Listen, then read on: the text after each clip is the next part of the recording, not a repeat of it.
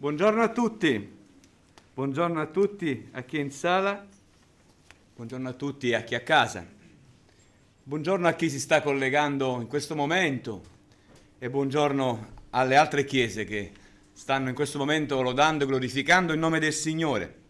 Vogliamo aprire questo culto con questi due versetti dal Salmo 65, i primi due.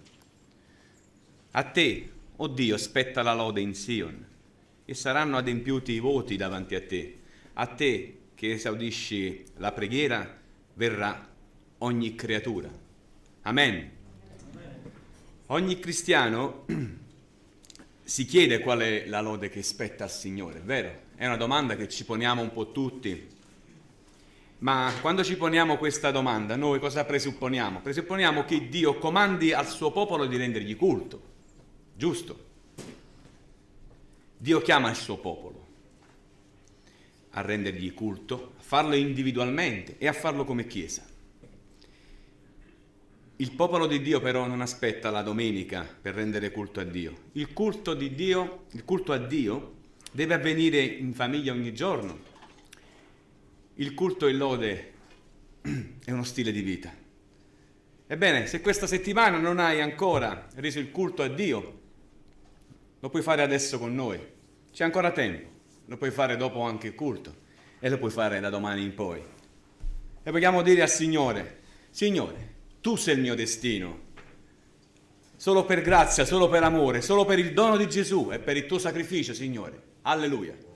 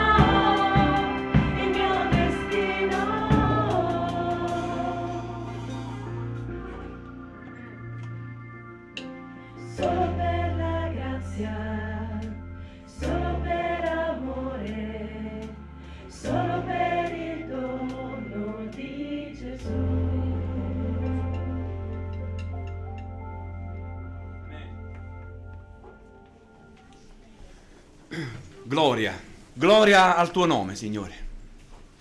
Gloria. È vero, Signore, non c'è niente più da fare, perché hai fatto tutto tu. Perché hai fatto tutto tu su quella croce, Signore. Tu sei il mio destino, sei il nostro destino, Signore. Noi vogliamo salire su quel treno, Signore, quel treno della grazia. Il treno che porta a te, Signore, tramite Gesù, Signore. Gloria, gloria al tuo nome, Signore. Benedici questa giornata, questo culto. Benedici le parole, Signore, che leggeremo, la tua scrittura, quello che commenteremo. Benedici i canti, Signore, e tutti coloro che in questo momento sono in ascolto. Benedici, Signore, la loro vita potentemente con la mano potente di Gesù. Alleluia. Amen. Salmo 65 sempre. Adesso analizziamo il versetto 3 e il versetto 4. I peccati mi avevano sopraffatto, ma tu provvedi il perdono per le nostre trasgressioni. Beato l'uomo che tu scegli e fai avvicinare a te, perché abiti nei tuoi cortili. Noi saremo saziati dei beni della tua casa, delle cose sante del suo tempio. Amen. Spesso il peccato ci opprime, no? Ci fa sentire in colpa, ma come vediamo da questi versetti, la soluzione è sempre Lui, il nostro Signore. È la nostra medicina.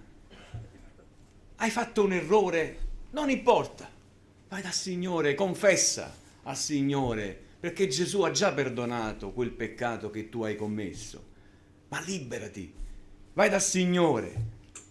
E poi abitando nella sua casa saremo saziati, come dice questo salmo, dai suoi beni. Saremo saziati dalla sua santità, e non è poco, la sua santità è immensa, è indecifrabile. E allora mi chiedo e ti chiedo, dov'è la tua dimora oggi? Dov'è la tua dimora? Noi lo sappiamo, questa è la nostra dimora. La dimora dove c'è il nostro Signore, dove abita Lui. E allora dove possiamo andare se non in te, Signore? Amen.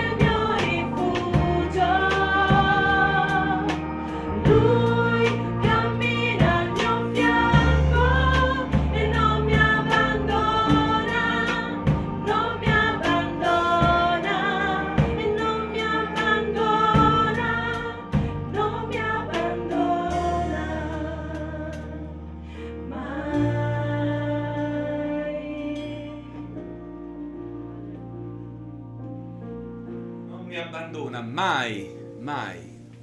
Avete visto, il Signore non ci abbandona mai. Ma analizziamo ancora questo salmo, andiamo avanti al versetto 5. Questo è il nostro viaggio di oggi. Mediante prodigi, tu ci rispondi nella tua giustizia, o Dio, della nostra salvezza. Speranza di tutte le estremità della terra e dei mari lontani, con il suo vigore egli rese saldi i monti, cingendosi di potenza. Egli placa il fragore dei mari, il fragore dei loro flutti e il tumulto dei popoli. Amen. Lodiamo Dio quindi perché è la speranza di ogni essere umano, e abbiamo visto anche attraverso il canto, ma è la speranza di ogni essere umano in ogni estremità della terra, non è solo per il Friuli, per Udine, per l'Italia, è per tutti. La speranza del nostro Signore viene estesa a tutta la terra. Dio resta la nostra e direi la vostra ultima speranza. Non ce n'è un'altra. Sperare in una ricchezza mondana, certamente sono utili i soldi, ma non vi darà quella speranza eterna di cui abbiamo bisogno. Questa speranza è anche visibile, come vediamo dal Salmo, dai versetti. È visibile attraverso la sua creazione, attraverso la sua potenza. Che cosa fa il Signore? Placa il fragore dei mari, il fragore dei flutti, il tumulto dei popoli. Il Signore è sovrano in ogni cosa, ed ecco perché vogliamo dire al Signore: tu sei la nostra forza, Signore, nelle nostre debolezze sei tu, la speranza del cuore mio, tu sei la certezza in un mondo che è senza Dio, tu sei la nostra certezza. E io non dubito, dice questo canto. Facciamolo in piedi questo canto e diciamo al Signore: tu sei la forza. Amen.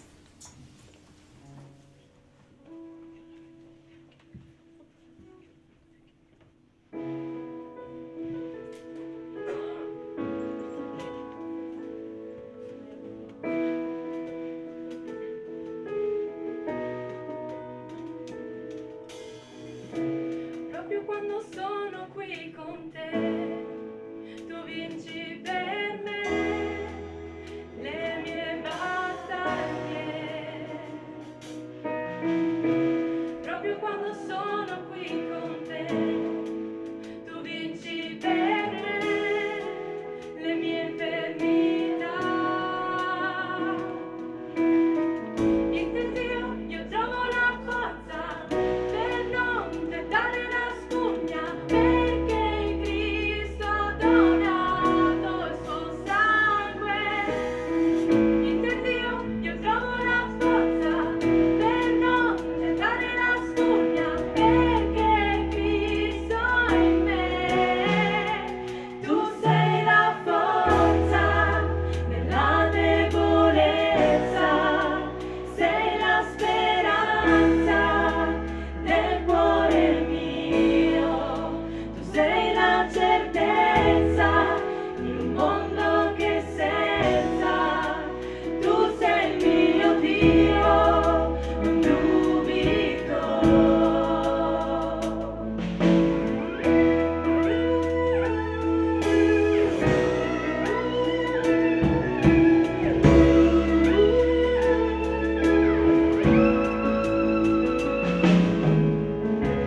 Proprio quando sono qui con te, tu vinci per me le mie battaglie. Proprio quando sono qui con te, tu vinci per me le mie infermità.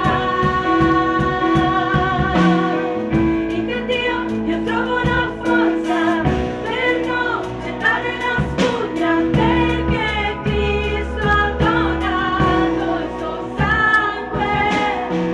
In te Dio io trovo la forza per non gettare la spugna, perché Cristo è in me.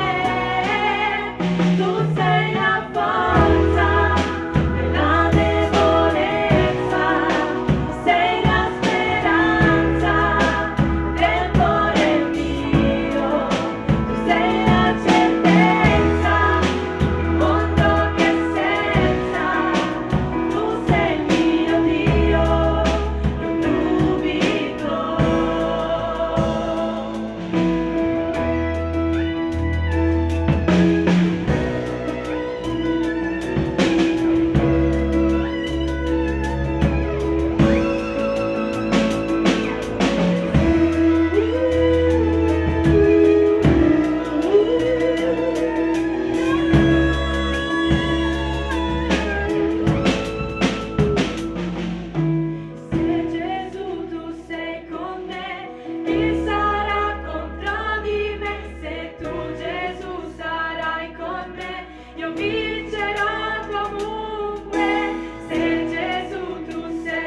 me? Chi sarà contro di me? Se tu, Gesù, sarai con me, io vincerò comunque.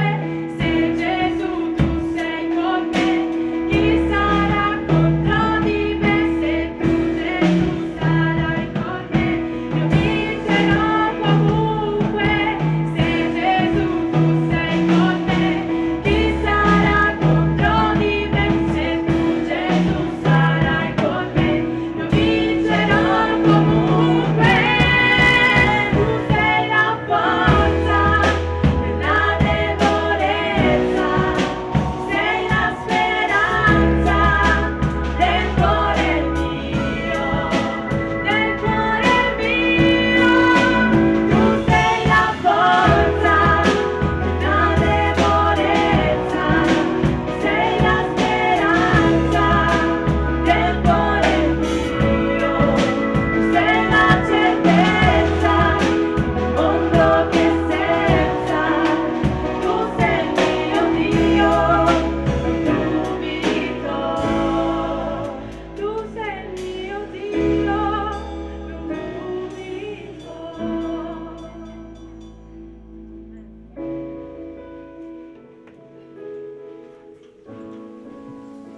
Se non dubiti che il Signore è il tuo Dio, se non dubiti che Gesù può fare ogni cosa nella tua vita, prega con noi.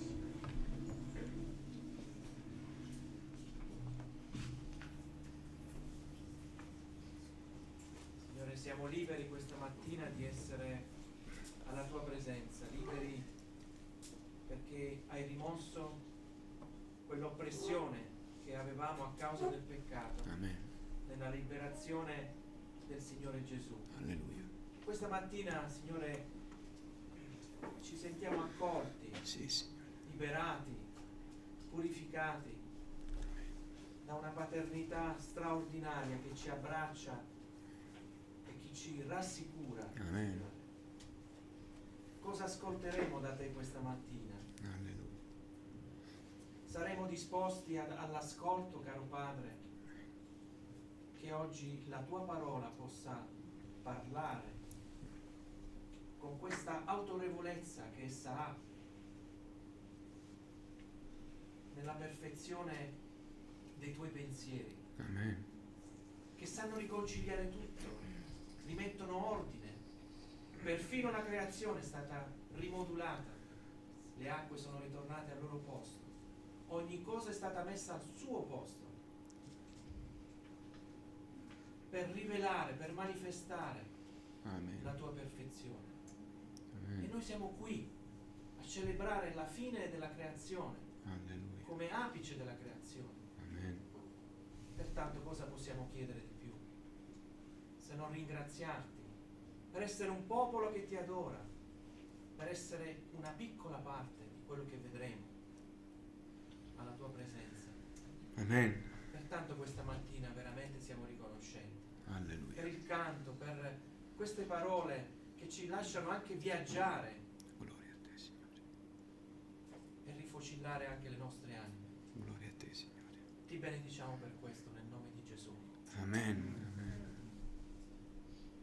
Signore, grazie Signore, perché oggi ci ricordi sempre in queste giornate, Signore, quei canti, quella lode, Signore, ci ricordi che tu sei la nostra salvezza, che tu sei il nostro Dio, Signore, che noi possiamo venire a te, Signore, anche se noi ogni tanto ce ne dimentichiamo, Signore, che siamo stravolti dalle nostre utilità, Signore, dal nostro ritmo, dalle nostre impegni, Signore, però tu oggi ci ricordi che che tu sei la nostra luce, che tu sei davanti a noi, che tu sei sempre presente, che tu sei lì, Signore, che metti tutto in ordine, Signore. Tu sei con noi, Signore, sei dentro i nostri cuori, sei nella nostra mente, Signore. Tu gestisci ogni cosa, Signore, noi ti vogliamo ringraziare, lodare con tutto il cuore, Signore, per queste parole, che tu sei Gloria il a te, nostro Signore. Dio, Signore, che tu sei la nostra salvezza, Amen. che tu sei quello che possiamo andare a chiedere aiuto, Signore. Quando siamo travagliati, quando abbiamo problemi, quando siamo nello sconforto, Signore, però tu sei lì, Signore. Alleluia. Sei sempre con la mano tesa, sei sempre davanti a noi, Signore. Siamo noi che non preghiamo sempre, Signore, insegnaci questo, Signore, a essere sempre con la tua luce davanti ai nostri occhi, Signore, con quella lanterna che aspetta lo sposo, Signore. Voglio tu veramente darci il tuo amore, Signore. Amen. Noi possiamo solo ringraziarti, possiamo solo lodarti, perché come stamattina è stato detto, tu hai fatto tutto e l'hai fatto su quella croce. Noi non possiamo fare più nulla. Alleluia. Lui ha già fatto tutto, ogni cosa. Gloria. Togliamoci dalla mente queste cose stupide che il Signore non può. Il Signore può ogni cosa, Signore. Grazie, Signore, noi vogliamo veramente ringraziarti, vogliamo lodarti, vogliamo innalzarti questa mattina, Signore, con una voce unica, con una voce forte, grande, per ringraziarti per tutto quello che tu fai per noi. Amen. Amen. Caro Padre, vogliamo benedirti, vogliamo ringraziarti questa mattina. È un privilegio, Signore, appartenere a te, è un privilegio, Signore, essere figli tuoi. E come popolo questa mattina voglio tu ricevere la nostra lode, il nostro ringraziamento per la tua misericordia.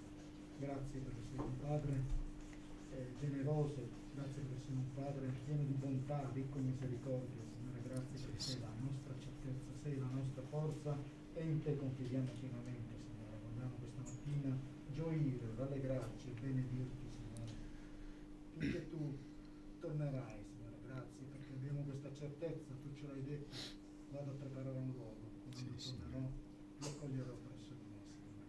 E noi vogliamo gioire di questa certezza che si fonda non su di noi, Signore, ma si fonda su di te che sei, Amen. che sei il Signore, che sei il Creatore, che sei il nostro Salvatore. Ti ringraziamo, ti benediciamo nel nome di Gesù. Amen. Amen. Amen.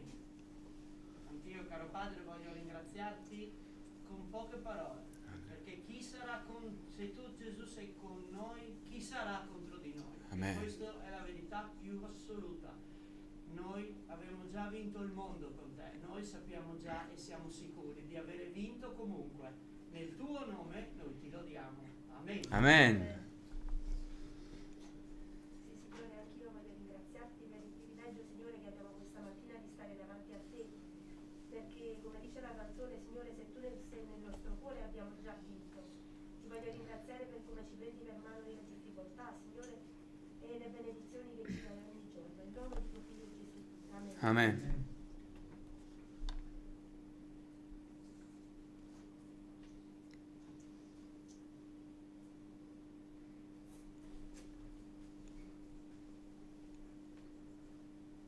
Amen.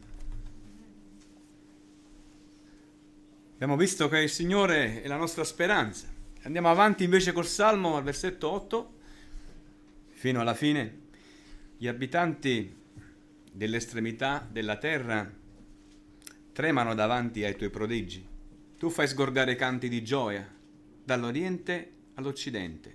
Tu percorri la terra e la irrighi, la fai produrre abbondantemente. I ruscelli di Dio sono pieni di acqua. Tu procuri agli uomini il grano quando prepari così la terra. Tu irrighi i suoi solchi, ne pareggi le zolle, l'ammorbidisci con le piogge, ne benedici i germogli. Tu coroni l'annata con i tuoi benefici e dove passa il tuo carro stilla il grasso. Esso stilla sui pascoli del deserto e i colli sono adorni di gioia. I pascoli si rivestono di greggi e le valli si coprono di frumento. Essi prorompono in grida di gioia e cantano. Come vediamo da questi versetti, anche i pascoli sono riconoscenti nei confronti di Dio. Anche i pascoli gioiscono. Perché? È semplice la risposta. Perché riconoscono le tantissime ricchezze che Dio dona. Noi dobbiamo diventare quel pascolo. Dobbiamo imparare a essere riconoscenti nei confronti del nostro Dio. Lodiamo Dio per i tantissimi benefici. Con questo canto. Prego.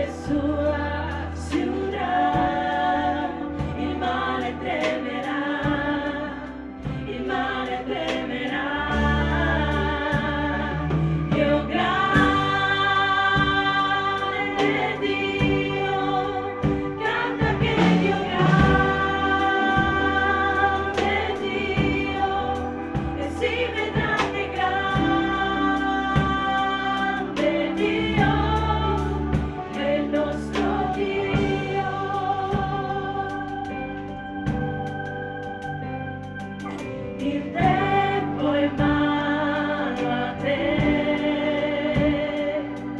eterno senza età, principio e fine sei, principio e fine sei,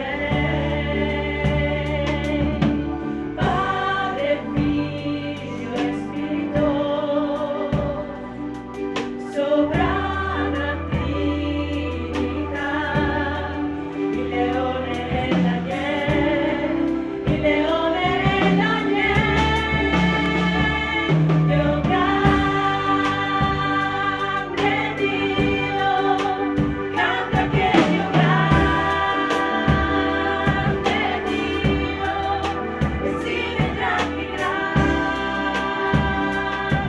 Dio è il nostro Dio.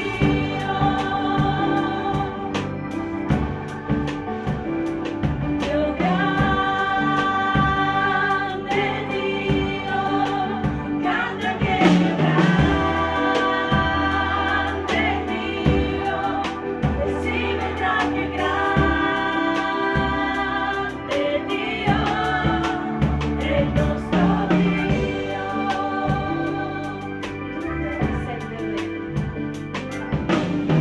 Tutto sei per me,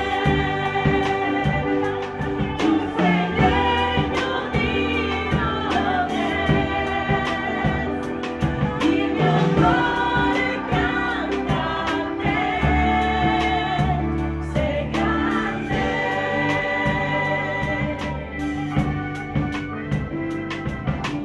Tutto sei per me,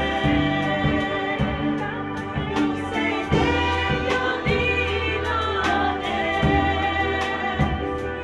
il mio cuore canta a te, sei grande.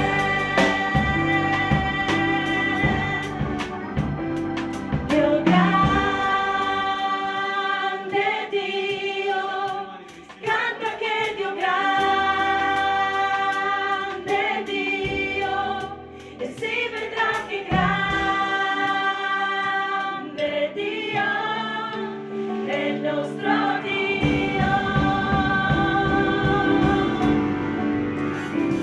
Dio grande Dio, canta che Dio grande Dio, e si vedrà che grande Dio è il nostro Dio. Amen.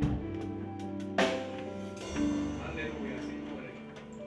Dio grande Dio, sappiamo, Signore, che sei grande, Signore. Signore, sei grande nella tua parola, e quindi ti chiediamo di benedire il fratello Vito, Signore, per il pensiero che hai messo nel suo cuore, Signore. Arricchiscici, Signore, con la tua parola, con le tue ricchezze. Alleluia. Amen. I ragazzi più piccoli possono andare con la maestra Rosa.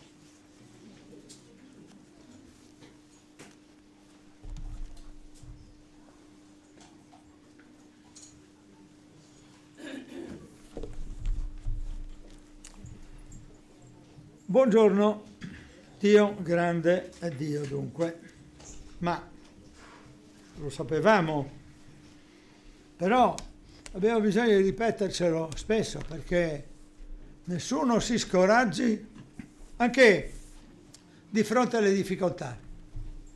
Oggi parleremo di un argomento che apparentemente potrebbe essere riservato solamente ad alcuni fratelli, coloro che occupano, che dovrebbero o che potrebbero occupare il ruolo di conduttori. Cercherò di sottolineare che invece queste indicazioni che ci vengono dalla parola di Dio e dalla lettera che Paolo scrive al suo giovane amico Timoteo sono per tutti noi invece, e lo troveremo appunto in Prima Timoteo al capitolo 3. Preghiamo prima di cominciare la nostra riflessione. Dio grande Dio, noi sappiamo che tu sei grande e noi ce lo ripetiamo, non perché diciamo sempre quella, ma perché ci rendiamo conto che la tua potenza non è mai perfettamente conosciuta a noi.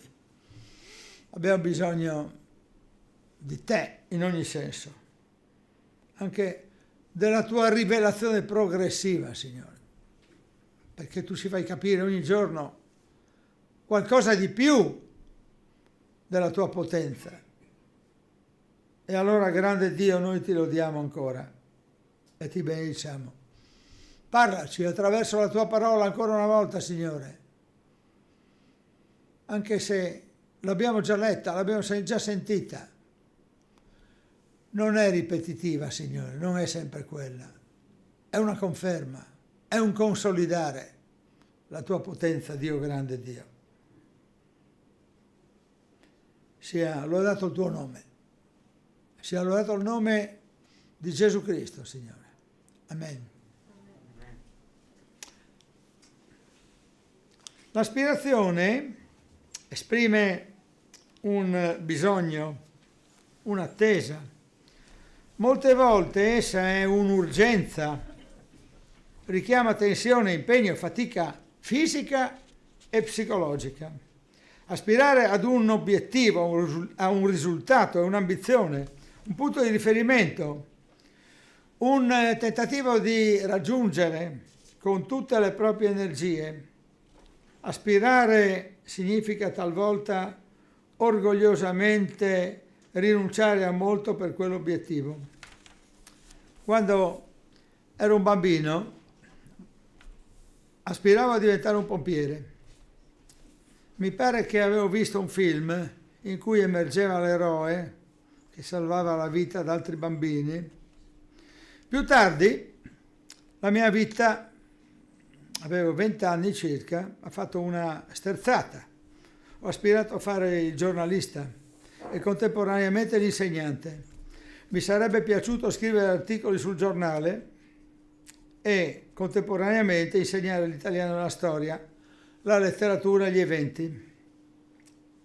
Quando poco dopo ho raggiunto l'obiettivo della mia aspirazione, mi sembrava di essere il padrone del mondo. Non mi mancava più a nulla.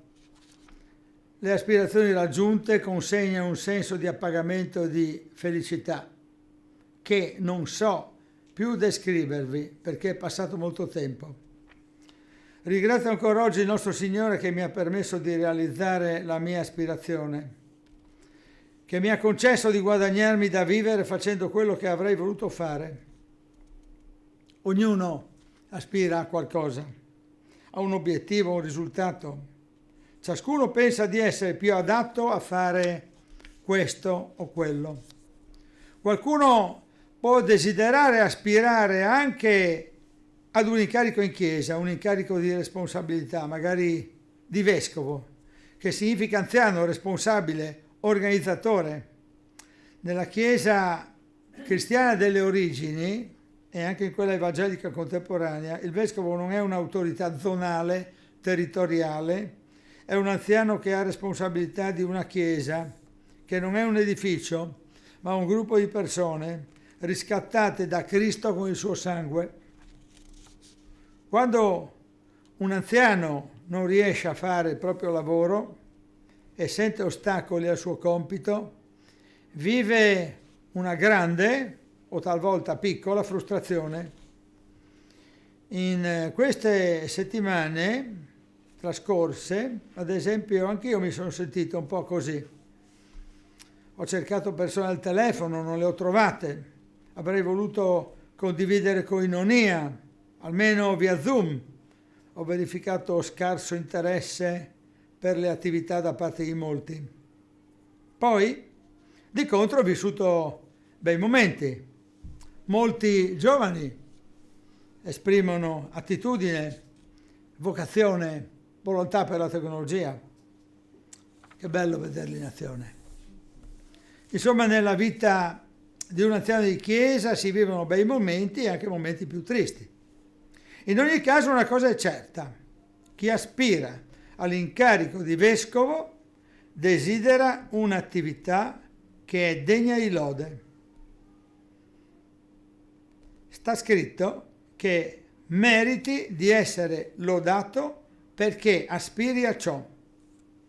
Onestamente devo riconoscere che quando fui chiamato a questo incarico aspiravo a certi incarichi nel mondo pubblico, in ambito culturale, diversi da quelli propostimi. Non mi sono tirato indietro, non ho detto di no, ma avevo altri obiettivi da raggiungere, forse importanti, significativi, ma secondo la parola non lodevoli. Non aspiravo a cose ignobili, disoneste, ma la parola dice che è lodevole aspirare all'incarico di anziano, di responsabile. Vedremo oggi quali sono le qualifiche dei responsabili, quali sono le prerogative richieste, quali limiti possibili, quali gli errori da evitare. Troveremo queste indicazioni in seguito all'analisi dei comportamenti della donna, vi ricordate, in chiesa, che abbiamo affrontato la volta precedente. E scopriremo che gli anziani, i vescovi, i diaconi, devono avere comportamenti irreprensibili, non essere perfetti. Comportarsi in modo irreprensibile significa mirare a un obiettivo, significa impegnarsi. Scopriremo anche che tutti noi, anziani e giovani, siamo dei responsabili, quindi i comportamenti irreprensibili sono di tutti, degli anziani come dei giovani, delle donne, delle ragazze. Ognuno ha la sua responsabilità, ognuno ha i suoi doveri, tutti in marcia per il processo di santificazione. Incontreremo la parola a cominciare e soprattutto concentrandoci nei 16 versetti di Prima Timoteo. Prego la regia di mandare online i titoli prima del testo. Aspirare ad un buon incarico. Il secondo titolo che io propongo non è la parola, ma è ricavato dalla parola le lodi dal Signore. Chi aspira a un buon incarico ha la lode dal Signore. Parliamo delle prerogative, delle caratteristiche dell'incarico e quindi siamo arrivati al nostro testo. Se lo mandiamo online io nel frattempo lo leggo. Certa è questa affermazione: se uno aspira all'incarico di vescovo desidera un'attività lodevole. Bisogna dunque che il vescovo sia irreprensibile, marito di una sola moglie, sobrio, prudente, dignitoso, ospitale, capace di insegnare, non dedito al vino né violento, ma sia mite, non litigioso, non attaccato al denaro, che governi bene la propria famiglia e tenga i figli sottomessi e pienamente rispettosi, perché se uno non sa governare la propria famiglia, come potrà aver cura della Chiesa di Dio? Che non sia convertito di recente affinché non diventi presuntuoso e cada nella condanna inflitta al diavolo. Bisogna inoltre che abbia una buona testimonianza da quelli di fuori, perché non cada in discredito e nel laccio del diavolo. Allo stesso modo, i diaconi devono essere dignitosi, non doppi nel parlare, non propensi a troppo vino, non avidi di illeciti guadagni. Uomini che custodiscano il mistero della fede in una coscienza pura. Anche questi siano prima provati e poi svolgano il loro servizio, se sono irreprensibili. Allo stesso modo siano le donne dignitose, non maldicenti, sobrie, fedeli in ogni cosa. I diaconi siano mariti di una sola moglie e governino bene i loro figli e le loro famiglie, perché quelli che hanno svolto bene il compito di diaconi si acquistano un grado onorabile e una grande franchezza nella fede che è in Cristo Gesù. Ti scrivo queste cose sperando di venire presto a te, affinché tu sappia, nel caso che dovessi tardare, come bisogna comportarsi nella casa di Dio, che è la Chiesa del Dio vivente, colonna e sostegno della verità. Senza dubbio, grande è il mistero della pietà. Colui che è stato manifestato in carne è stato giustificato nello Spirito, è apparso agli angeli, è stato predicato fra le nazioni, è stato creduto nel mondo, è stato elevato in gloria. Qui la parola di Dio. Amen. Dunque, la prima cosa che troviamo nel testo è che questa attività è lodevole. Nella parola ogni aggettivo, ogni nome, ogni verbo, ogni avverbio ha un senso preciso.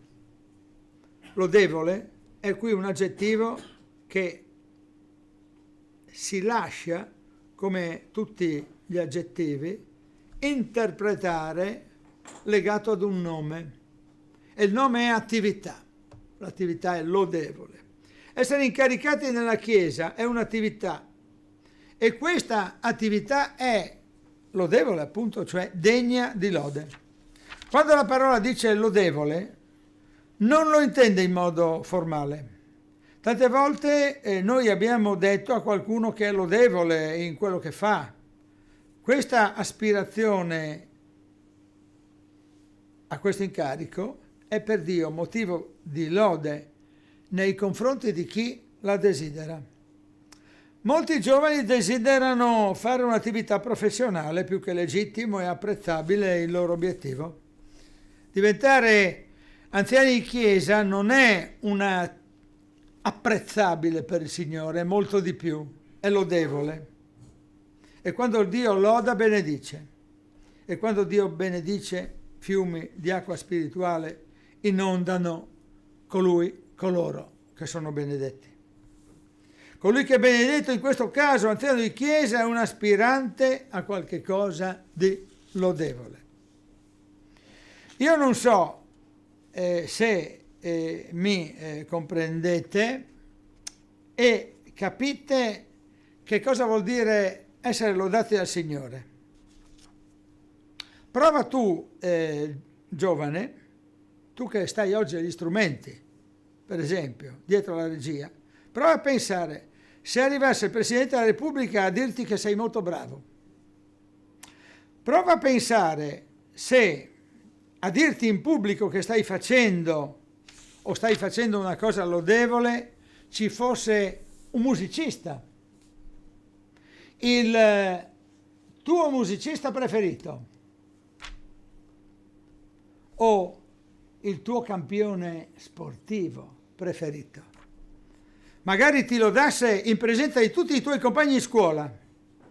Per te sarebbe motivo di vanto.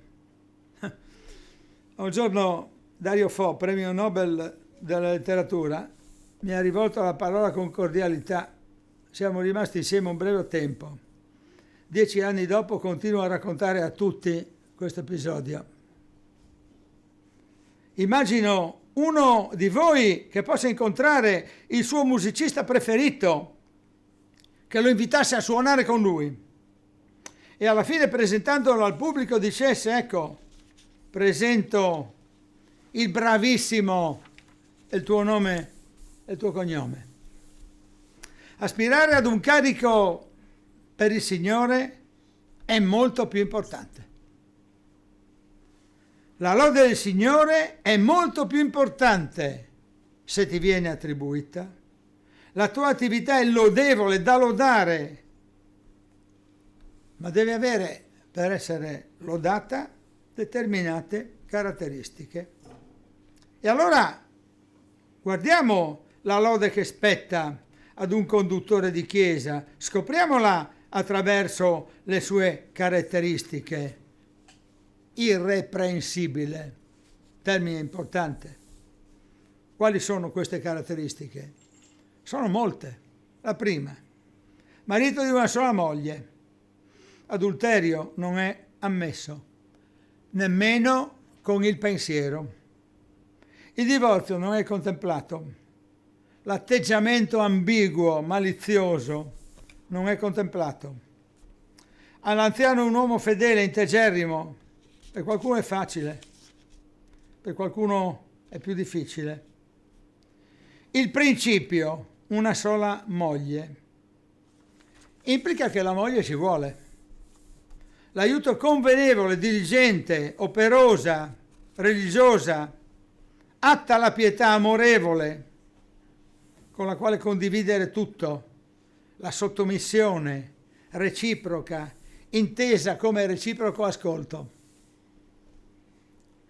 Sottolineo, non sottoposta ad obblighi assurdi. Ho conosciuto un uomo che imponeva alla moglie che non avesse la televisione e questa donna si sottomise a questa volontà del marito. Ma questa è una sottomissione non opportuna, al confine con l'assurdità. Se si pensa che viviamo una stagione storica come questa, caratterizzata da tecnologie che vanno ben oltre la televisione. Non sono ammissibili invece ambiguità, doppi giochismi nel matrimonio. Sto con te, però vedo lei. Sai, è la mia segretaria, lavoriamo insieme, abbiamo bisogno di isolarci ogni tanto per pensare. Sta inoltre scritto che Dio li fece maschio e femmina, Dio li creò, maschio e femmina, Genesi 1:27. Quindi il matrimonio implica che il marito è marito, eccoli qua, Dio creò l'uomo a sua immagine, lo creò a immagine di Dio, li creò maschio e femmina, Genesi 1:27. Lui non ha un marito, lui ha una moglie. Lui non ha un compagno, lui ha una moglie. E poi ribadiamo, certo, non desiderare nessuna ambiguità, nessun doppio giochismo. Si può avere un rapporto con una donna anche con un pensiero. Non è ammissibile, non è possibile. Portiamo pagina numero 2. Sobrio. L'anziano di chiesa deve essere sobrio. Implica il concetto di serietà, la sobrietà. E pensate un po', l'ho trovato nel grande dizionario Gazzanti, quindi è assolutamente credibile, temperante, controllato nel mangiare, moderato, nel vestire, misurato, un autocontrollo, un controllo degli eccessi, controllato nel parlare, senza artifici retorici. Io stava nel cammin di mezzogiorno quando vidi una piccola magione. Stavo andando verso sud e ho visto una casa. Mi hai capito lo stesso? O devo dirti che vidi una piccola magione? La sobrietà è anche la correttezza nel porsi di fronte agli altri in modo che gli altri ti comprendano. Numero 3, prudente. Attento, non troppo veloce. Matteo 10,16, siate prudenti come serpenti. Ecco, io vi mando come pecore in mezzo ai lupi, siate dunque prudenti come i serpenti, è semplice come le colombe. Mi sorprende sempre questo tratto, perché quando penso al serpente penso a questa figura di Genesi che è una figura molto, molto brutta. Ma i prudenti serpenti sanno che cosa vuol dire serpente, cosa vuol dire camminare come serpi ed essere prudenti, perché anche i serpenti hanno i loro ostacoli nel loro camminare, però bisogna essere semplici come colombe, nel parlare misurato, attento, rispettoso con gli altri. Stiamo vivendo una stagione storica molto complicata. Vi sono alcune persone che si proclamano apertamente Novax.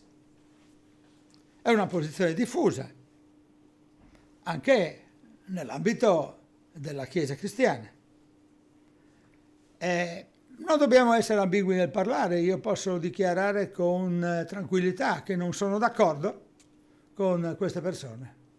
Secondo me la vaccinazione è doverosa e è quasi obbligatoria, però io non posso insultare chi non la pensa come me.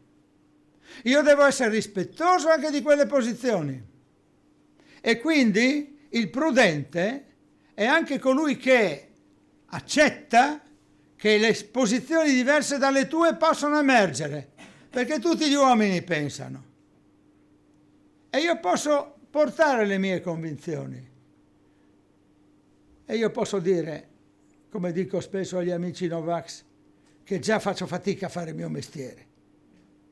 Se mi metto a fare anche il medico, l'infettivologo, il virologo, sono fritto. Ma io voglio rispettare assolutamente il tuo modo di pensare. Non voglio violare la tua riflessione e non la giudico.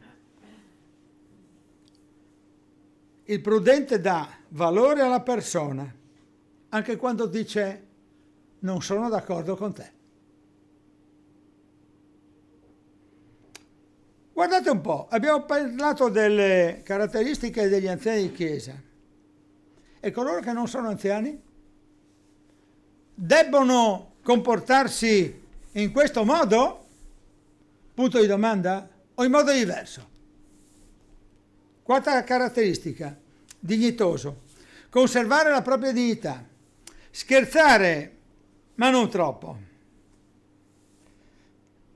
E qui mi riconosco subito colpevole. Mostrare i propri limiti. Nessuno sa tutto, ma con equilibrio. Se affronto un argomento che non conosco, non mi devo presentare come uno stupido ignorante. Mi devo presentare come chi non è preparato ad affrontare questo argomento. Con dignità devo mostrare le mie competenze e anche le mie non competenze. C'è qualcuno che pretende di parlare di tutto, che crede di conoscere tutto. Gli esseri umani sono qualche volta anche così. Non si deve essere presuntuosi, né si deve essere autodistruttivi. Io sono un povero ignorante che non sa nulla. Si parla così?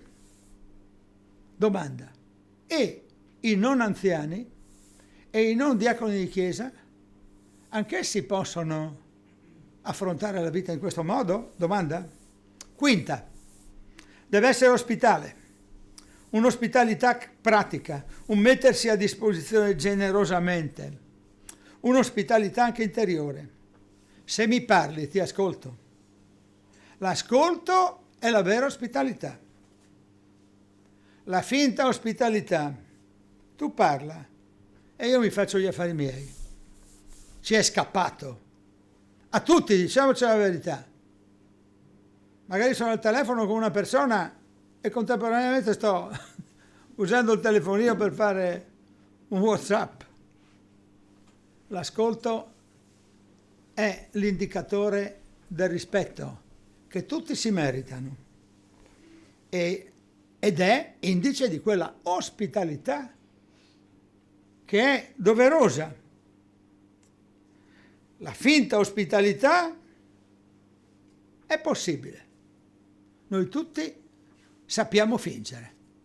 Più adulti siamo e più sappiamo fingere. L'ospitalità è quella che si manifesta essendo disponibili verso gli altri. È arrivato a casa mia adesso, ma proprio adesso doveva avvenire. E questa è l'ospitalità tecnica, diciamo, ma c'è anche questa ospitalità interiore. Magari se questo qui è arrivato a casa tua adesso, o lo fa come atto di generosità verso di te, oppure come atto di bisogno. Forse lui ha bisogno. Sesta caratteristica: l'anziano deve essere capace di insegnare. Tutti devono essere capaci di insegnare, soprattutto gli anziani di chiesa, ma tutti debbono dare l'insegnamento fondamentale della verità di Cristo. Non devi insegnare la seconda guerra mondiale, le operazioni nel Pacifico dell'Oregon.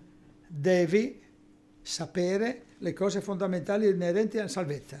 Andiamo per cortesia su Giovanni 3, 16 e i versetti che seguono. Se possiamo mandarli online, grazie. Perché Dio ha tanto amato il mondo, lo conosciamo a memoria, è vero? Alcuni noi lo conoscono a memoria, che ha dato il suo unigenito figlio affinché chiunque crede in lui non perisca ma abbia la vita eterna. Io devo insegnare, ho il dovere di insegnare che se tu non accetti Gesù sarai giudicato, perché Dio ha amato il mondo, prima verità, ha mandato suo figlio per giudicare il mondo, non per giudicare il mondo. Ecco come è scritto nella continuazione del versetto 17. Infatti Dio non ha mandato suo figlio nel mondo per giudicare il mondo, ma perché il mondo sia salvato per mezzo di lui. E se tu non accetti Gesù Cristo, tu non avrai la vita eterna. È una verità fondamentale che dobbiamo sapere insegnare a tutti. Ma l'anziano di chiesa deve sapere insegnare qualche cosa di più approfondito rispetto a questo versetto, che è già l'espressione massima della profondità e della sapienza di Dio. Chi non sa insegnare, studi per poterlo fare. E anche qui l'ascolto delle domande indica il rispetto per l'interlocutore. Perché non si può dire no, lasciamo stare, tu non hai capito, andiamo avanti. Cercare di accompagnare sempre l'interlocutore. Settima caratteristica, non dedito al vino. Il dedito è colui che si dedica, che impiega del tempo. Ciò non vuol dire che non puoi fare il vignaiolo o il commerciante di vini. Ancora una volta si deve leggere questa affermazione con equilibrio. Si può bere, non ubriacarsi. E ancora una volta ci accorgiamo che questo messaggio non è solamente per gli anziani di chiesa, è per tutti, per gli uomini, per le donne, per i ragazzi. Ottava caratteristica, non violento, mite. Attenzione, non solo con gli altri, ma anche con i figli. Correzione sì, ma poi lasci i segni. Alcuni fratelli di altri luoghi d'Europa si sono lasciati andare come correttori di figli. Hanno lasciato dei segni e i ragazzi sono andati a scuola, hanno mostrato i segni e gli insegnanti hanno denunciato quei genitori. Signori, è giusto così? Chi sei tu? Il padrone di tuo figlio? tu sei l'educatore di tuo figlio. E come si dice in Friuli, ogni tanto un pataffi fa ben, ma attenzione a non usare le mani troppo pesanti, perché altrimenti scattano le denunce. Ed è giusto così. Ed è giusto che ci sia la responsabilità dello Stato, perché i tuoi figli non sono soltanto i figli della tua famiglia, ma sono anche i figli della Repubblica Italiana, del Regno di Gran Bretagna, e gli esempi possono continuare. E poi che bella testimonianza. I cristiani della comunità così e cosà picchiano i loro figli e sono arrivati a scuola con i segni nelle mani e nel collo. Che bella testimonianza per una chiesa. Sapere che nella Bibbia c'è scritto usa la verga e quindi colpisci. Magari anche lasciandoti esprimere nella rabbia, perché noi tutti che siamo genitori sappiamo che ogni tanto saltano i 5 minuti. E allora la tua rabbia controllata. 9. Non litigioso. Per qualcuno ogni pretesto è buono per litigare. Qualche discussione ci sta, perché non siamo tutti fotocopie e certamente quello che fai tu in questo momento può darmi anche fastidio, o quello che non fai può darmi fastidio. Però sempre discreto equilibrio, non acredine e soprattutto sempre perdono. Si deve perdonare. Ha usato una parola di troppo, pazienza. Ha avuto questo comportamento, sì, non era il caso. E saper chiedere perdono. Il non litigioso. 10. Non attaccato al denaro. L'ultimo a convertirsi è il portafoglio, ha detto una volta Riccardo, parlando e riferendo un termine che viene fuori da un predicatore, credo. L'ultimo a convertirsi è il portafoglio. Ho bisogno di denaro, non vivo per il denaro. Abbiamo osservato negli studi di koinonia la generosità delle chiese della Macedonia, che danno la loro offerta preziosa, povera, alla chiesa di Gerusalemme. E Paolo è l'attore, è il portatore di questi soldi. Anche tu, che non hai il problema di Gerusalemme e delle chiese di Macedonia, hai una tua chiesa nei confronti della quale puoi essere generoso. Hai Compassion, un'organizzazione evangelica che cura con particolare attenzione i bambini e le adozioni a distanza. Hai Porte Aperte, che testimonia ogni giorno la drammaticità del vivere il cristianesimo in certe zone dell'Asia e dell'Africa.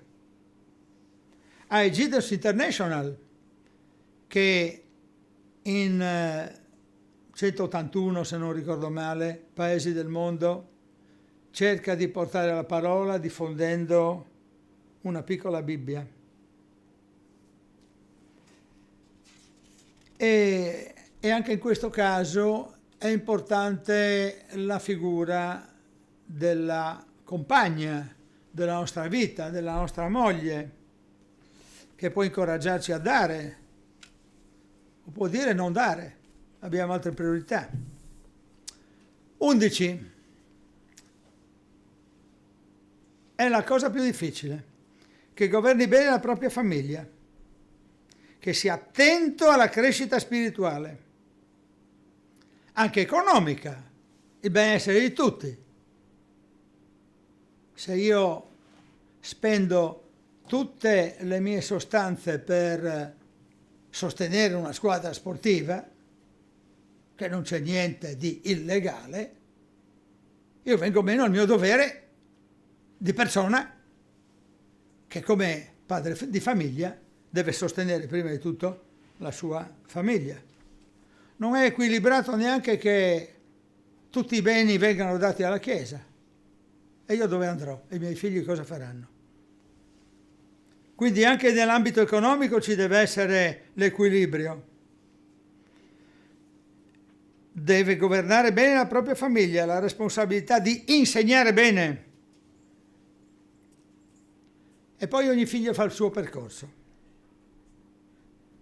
E in questo ambito è importante che marito e moglie siano convertiti entrambi, perché soltanto una famiglia che è unita da questo punto di vista può raggiungere dei risultati.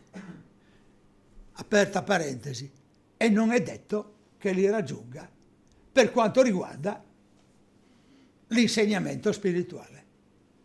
Però comunque deve puntare in questa direzione.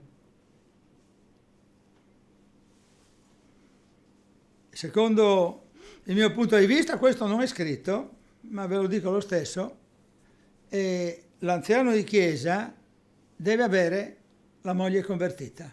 Il diacono deve avere la moglie convertita. Non è opportuno, secondo me, che uno vada in una direzione e uno vada in un'altra. Però questo non è scritto strettamente. Lo deduco. E le deduzioni sono sempre discutibili. Punto numero 12. Non convertito di recente. Non deve essere troppo immaturo. La maturità dello spirito è una cosa che viene nel tempo. È un bravo giovane, si sta preparando bene alla guida, ma ci vuole ancora una volta prudenza. E prudenza non vuol dire sospetto. Sospetto che non sia abbastanza bravo. Non mi fido. Non è questo. La prudenza e l'attenzione. Caratteristica numero 13, guardate quante ce ne sono. E guardate come tutte queste caratteristiche possono riferirsi ad ognuno di noi. Anziani, non anziani, giovani, belli, brutti. Deve avere una buona testimonianza di quelli che fuori. Buona testimonianza di quelli di fuori. Nessuno scredito esterno. Sì, è così in chiesa, ma guardalo, fuori. È vero che l'ambiente esterno qualche volta critica, no? L'ambiente esterno qualche volta non va mai bene. Tu fai così e sei criticabile. Fai il contrario, sei criticabile. Fai quello che non è né questo né il suo contrario, sei criticabile lo stesso. Ma non è questo il punto di riferimento, il punto di partenza. Tu devi sapere quello che fai. Ognuno di noi ha una immagine esterna che di solito corrisponde abbastanza alla verità, sapete? Ognuno di noi ha i suoi limiti, i suoi pregi, i suoi difetti, ma quando la gente ci giudica va abbastanza vicino. I miei ex allievi, se li sentite parlare, dicono Suto era uno che promuoveva tutti. Non è vero, ma quasi. Nessuno è miglior giudice di chi ti conosce. È vero che ogni tanto non vai bene a nessuno, però guardate, nessun mio ex allievo che dice non è vero, ma quasi, che io promuovevo tutti, nessun mio ex allievo potrà dire che io ho parlato o guardato in modo ambiguo una ragazzina. Nessun ex allievo può dire che io ho messo le mani nei capotti per toccare le tasche. Quindi dobbiamo avere una buona reputazione da parte di quelli di fuori. Ma attenzione, questi atteggiamenti di cui abbiamo parlato sono atteggiamenti che spettano doverosamente solamente all'anziano di chiesa o spettano a tutti? Dobbiamo essere tutti così o solo coloro che si mettono con la responsabilità che hanno davanti agli altri per parlare, non per pontificare, ma per testimoniare, solo loro devono essere così o lo debbono essere tutti? E quindi non vale la pena neanche ripetersi per quanto riguarda il versetto 8. Allo stesso tempo i diaconi, tutti poi, abbiamo letto, i diaconi sono le stesse caratteristiche degli anziani, ma guardate, sono le stesse caratteristiche di tutti i membri di Chiesa. Le caratteristiche della donna cristiana di cui abbiamo parlato nella volta precedente sono, passo precedente di prima Timoteo intendo dire, sono le stesse caratteristiche che devono avere tutti. Ma guardate un po', e tutti poi devono essere provati. Ti provo, e se non funzioni, farai altro. Se non sai fare questa cosa, io non ti squalifico, ti sposto. Oppure può esserci una pausa. L'esempio che mi viene più immediato, ma non lo voglio fare neanche perché si perde tempo a fare queste considerazioni, è lo sportivo. Anche uno sportivo può essere messo in pausa per un tempo. Andiamo alle donne. Si torna sul tema della donna per quanto riguarda questo passo. Allo stesso modo, siano le donne dignitose, non maldicenti, sobrie, fedeli in ogni cosa. Non maldicenti. Ulteriormente una sottolineatura questa che potrebbe indicare una debolezza femminile. Gli uomini sanno essere maldicenti come le donne, anche più sottili qualche volta.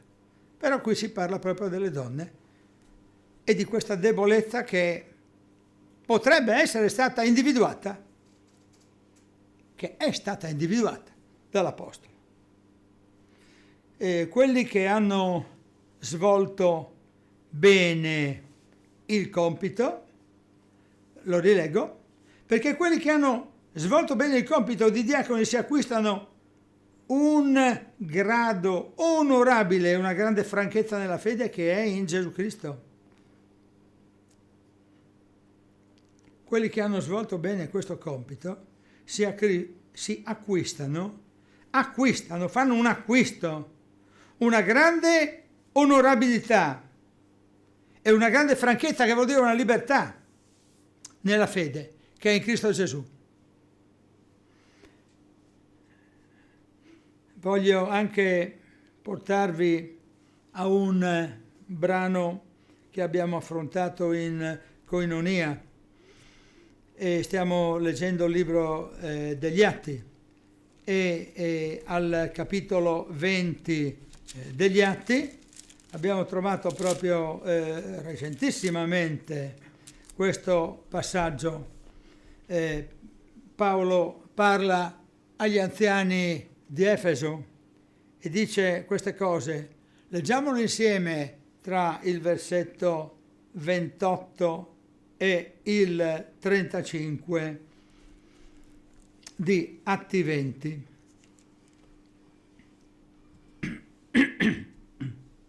Badate a voi stessi e a tutto il gregge, in mezzo al quale lo Spirito Santo vi ha costituiti vescovi, per pascere la Chiesa di Dio che Egli ha acquistata con il proprio sangue.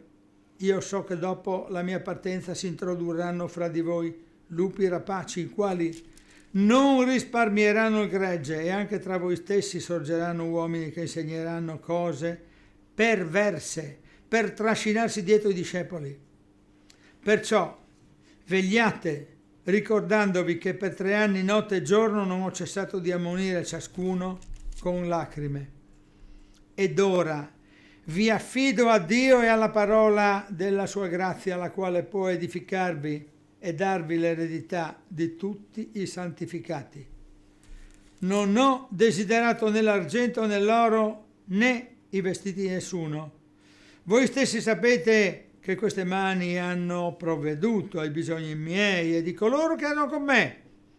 In ogni cosa vi ho mostrato che bisogna venire in aiuto ai deboli, lavorando così e ricordandosi delle parole del Signore, il quale disse egli stesso: vi è più gioia nel dare che nel ricevere. Tornando a Timoteo e alla conclusione, l'Apostolo saluta, ma questo saluto mi pare rivestire un carattere quasi escatologico. Ho avuto, leggendo queste parole, l'impressione che quasi cambi il soggetto.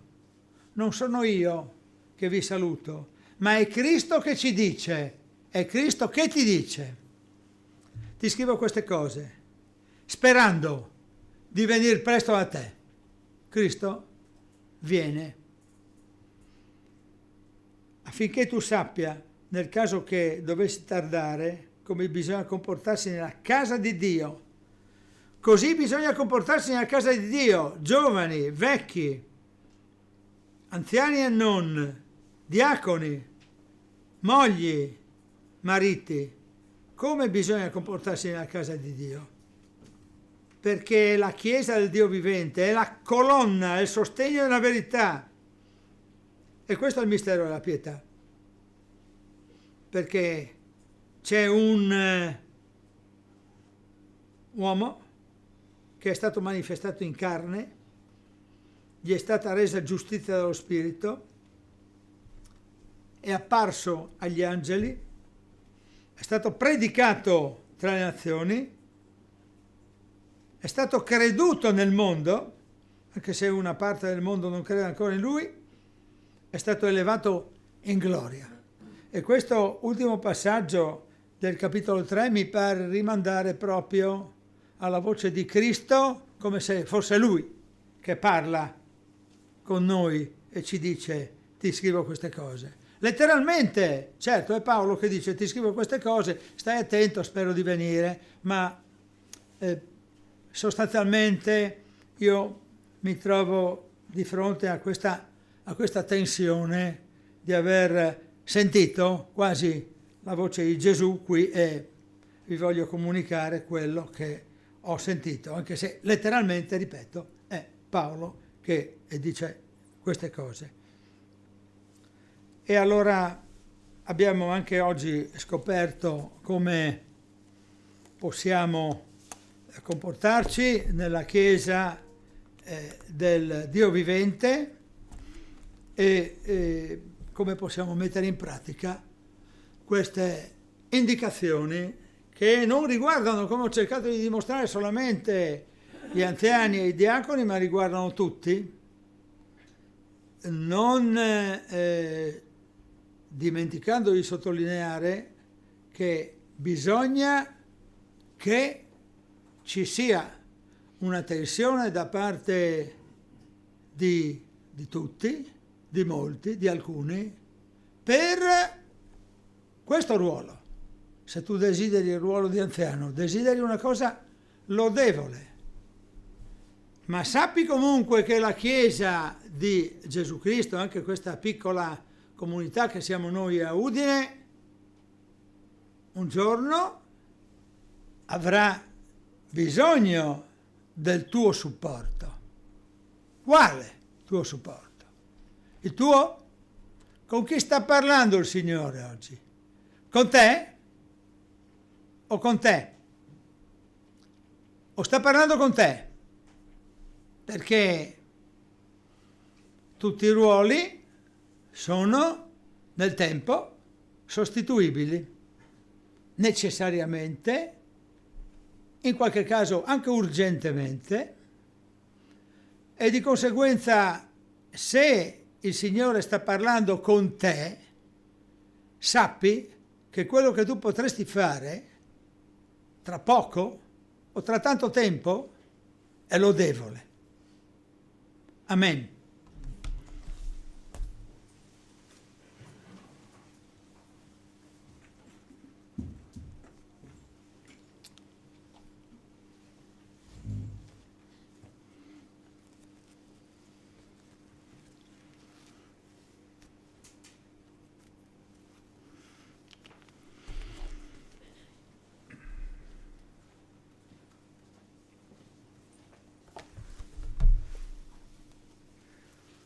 Grazie Vito, grazie al Signore che ti ha messo nel cuore queste parole. Abbiamo capito che dal processo di santificazione nessuno di noi è esente, quindi questa settimana preghiamo per questo e lavoriamo anche per questo. Noi prima di salutarvi canteremo come al solito un canto, e questo canto è interessante ed è importante, soprattutto riflettere sulle parole che canteremo. Infatti inizia così, dice: grazie per la croce, oh Dio, grazie per il prezzo che hai pagato al posto mio. Sapete, quella parola, la croce, che adesso è utilizzata anche come un oggetto, spesso messa anche come una collanina d'oro, alcuni se la sono fatti anche tatuare addirittura, non è una parola così da non porre attenzione, anzi è una parola che ci fa pensare tanto, ci fa pensare perché è simbolo di qualcosa di importante per noi e anche per te che sei a casa, perché c'è qualcuno che al posto tuo ha pagato quello che invece tu ti meritavi e io mi meritavo. Quindi e qui c'è la dimostrazione del grande amore del nostro Signore, il nostro Dio e il nostro Gesù. Sei in tempo ancora oggi per decidere e per dare il tuo cuore al Signore nostro Gesù. Cantiamo questo canto insieme e buona domenica.